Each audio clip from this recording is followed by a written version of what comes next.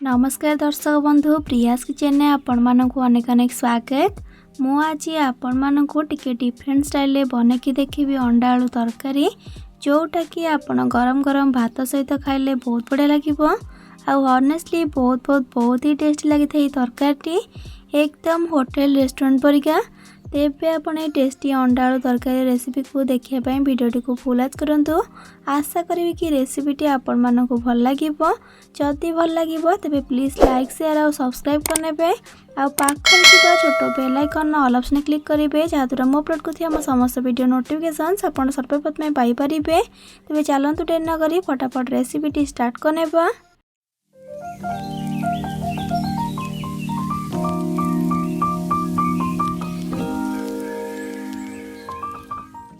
अंडा आलू तरकारी बनवाई प्रथम ये देखो मुझे सीझा अंडा 7टी अंडा को लेकिन पानी रे किछि लुण पकईकि अंडा को से सीझे नहीं तापर ताको ठंडा पानी रे धोईकी तार चोपा को छड़ेकी नहीं। एबे कौन करबा ना अंडा सबको एमती कंटा चामच साहाय्य हल्का हल्का कणा करनेबा जहाद्वारा अंडा को भाजिला बेले से आउ फुटबनी आ मसला मसली मध्य अंडा भीतर को जाई परिबो। सबू अंडा को टिके टिके कणा करनेला परे सेथिरे बे स्वाद अनुसार लुण पकेबा आ ता सहित अधा छोट चामच हल्दी गुंड पकेबा। एति को देकी हल्का हाथ रे सब को मिक्स करनेबा। मु एठी 7टी अंडा नहीं आपण कम कि अधिक अंडा नहीं पारिबे। सबू अंडा को भल भाव लुण हल्दी सहित मिक्स करनेला परे ताको बे साइड रखिबा। आ एपटे देखो मु गैस ऑन करके गोटे कड़े को बसैकी से पाखापाखि गोटे छोट चामच रिफाइन तेल को दौची आ तेल भल भाव गरम हो गला परे से 2टी मीडियम साइज पियाज को लंबा लंबा करके काटी देबा। आ सबू को मिक्स करके मीडियम टू हाई फ्लेम रे पाखापाखि 3 मिनट खंडे गोले गोले की भाजीबा जेमती कि पियाजटा सॉफ्ट होगी भाजी जीवो।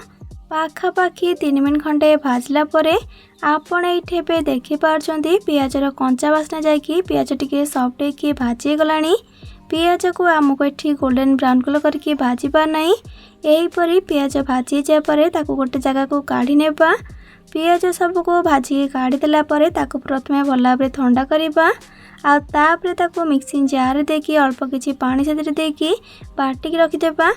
एबे से सेम कड़ी रे देदेबा आउ गोटे बड़ चामच हम रिफाइन तेल को आपन चाहे सोरिष तेल करें। तेल भल भाव गरम होगला से प्रथमे आम लुण हलदी गोलेकी रखिथिबा अंडा सबको देदेबा। आउ सबू को टिके खाली एपट सेपट करके मीडियम फ्लेम रे अंडा को आम 4 ରୁ 5 मिनट खंडे भाजीबा बा अंडार चारिपट साइडटा गोल्डन ब्राउन कलर करके भाजी नेबा। अंडा भाजिया भितर पियाज को आम ग्राइंड करके रखिदेबा। पाखापाखि 4 ରୁ 5 मिनट खंडे भाजला परे आपण ये देखी पार्छंती अंडा आमर लाइट गोल्डन ब्राउन कलर होगी 4 साइड रू भाजी गलानी।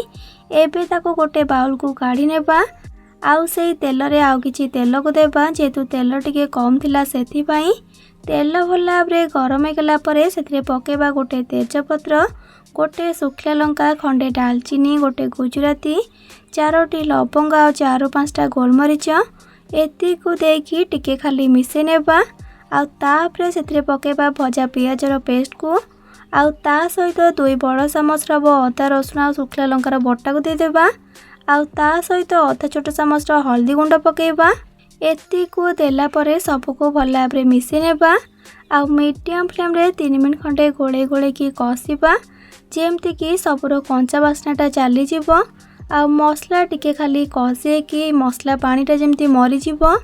मीडियम फ्लेम रे पाखापाखि 3 मिनट खंडे कषला परे आपण ये देखी पार्छंती मसलार कंचा बास्नाटा जाकि से टिके कषी गलानी।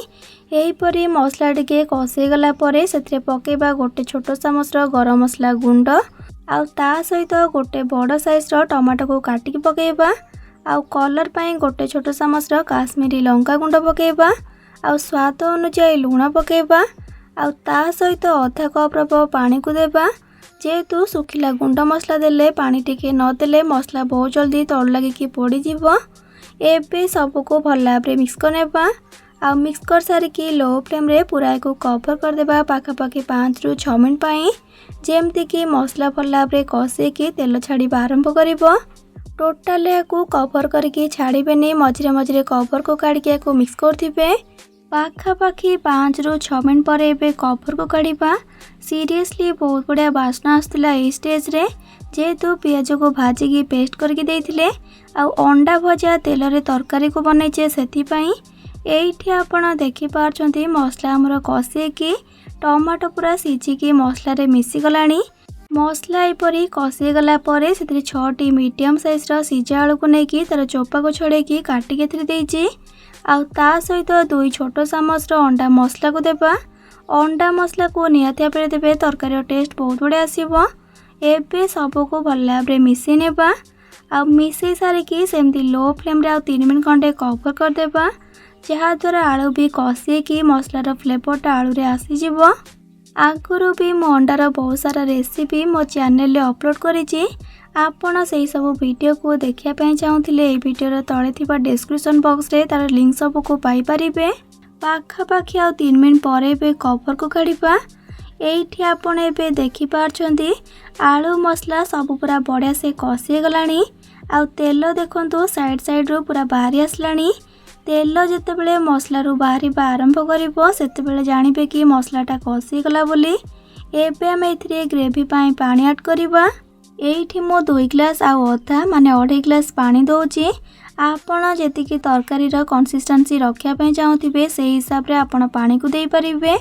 पानी को देला परे सब को भल भाव रे मिसई नेबा आ गैस रा फ्लेम को हाई करके ग्रेवी को भल भाव रे फुटिबा को छाड़ीबा। पाखापाखि 2 ରୁ 3 मिनट खंडे बा एथिरे गोटे बॉईल आसिया पई छाड़ीबा। पाखापाखि 2 ରୁ 3 मिनट खंडे फुटेला परे एइठी आपण एबे देखि पारछंती ग्रेवीटी हमर भल भाव रे फुटिबा स्टार्ट हे गलानी। एही परी तरकारीटी फुटी आसला परे सेथिरे गोटी गोटी करके अंडा को दे देबा। तरकारी रो कलर देखि पारछंती ना केते सुंदर आछि जेहेतु काश्मीरी लंका गुंड देइथिले सेथिपाई। अंडा सब को देला परे सब को टिके हल्का तळ ऊपर करके मिसई नेबा आ गैस रा फ्लेम को मीडियम करके पाखापाखि याको 8 ରୁ 10 मिनट खंडे फुटी नेबा। पाखापाखि 8 ରୁ 10 मिनट परे आपण एठी एबे देखि पारछंती तरकारीटी हमर बढ़िया से फुटिकी पूरा रेडी गलानी आ मोर एठी ग्रेवीटी परफेक्ट अछि जेमती कि मते तरकारी रा कंसिस्टेंसी दरकार थिला। एबे आको अधिक न फुटेकी गैस रा फ्लेम को ऑफ कर देबा। एइठी हमर एबे प्रस्तुत हो गला अंडा आलू तरकारी। तेबे आपण डेफिनेटली गोटे थोर मो पारे अंडा आलू तरकारी को घरे बनांतु आ बने की खाइला परे किपर लागिला मते कमेंट सेक्शन ने निहाती भाबे जणैबे। भल लागिथिले प्लीज वीडियोटी को लाइक करिवे सांग मानक सहित शेयर करिवे।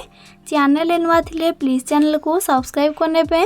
तबे आज पई रहउची पुनी आसीबी नुआ एक रेसिपी नै कि से पर्यंत रहिली। Love you all. जय जगन्नाथ।